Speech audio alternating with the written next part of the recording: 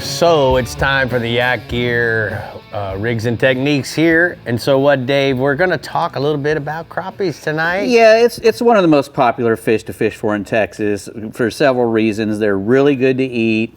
You can keep 25 of them. And they usually eat when you find them. You know, once you find them, you can get them to bite pretty easy, so and they keep biting. A level of 0 to 10, 10 being the hardest. What would you say they are as far as easy, to catch? 4, 3?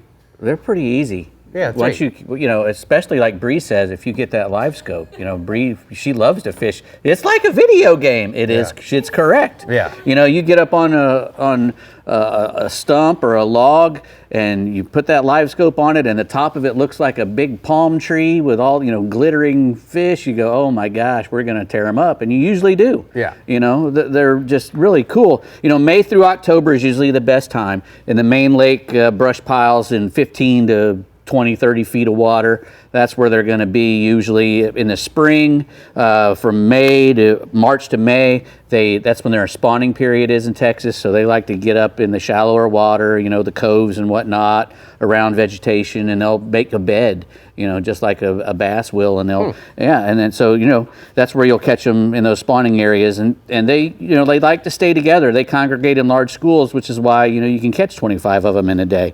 Most of the tackle you can use just about anything, but from a cane pole to a light spinning is probably your best, an ultralight spinning tackle. This is a great setup here. It's a Battalion 2 rod that's 7 foot long, that's ultra fast. Yeah. Light action. 6-pound test line will go well on there, and that's a little Fierce 2500 pen on there. So, that's a perfect little crappie rig. You want that ultra fast tip, to cast really light jigs or minnows on 4 to 6 pound test line, monofilament, and it also lets you feel the bite.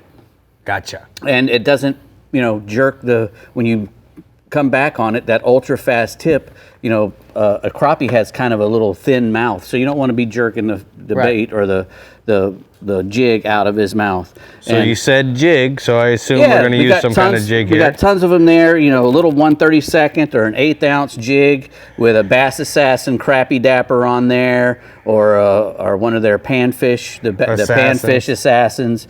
Both of those will work really nice, whatever color you like, but a lot of guys really like chartreuse and white, chartreuse and white, because what you're trying to do is you're trying to mimic a minnow. A Malibu jig, the old-timey Malibu jigs, they've probably caught more fish on a crappie on a Malibu jig than any other bait, Is this called a Malibu or marabou? I guess it's a marabou jig, isn't it? Saltwater marabou. Yeah, there you go. We'll call it Malibu. Marabou, I don't know. For the people out Potato, west. potato.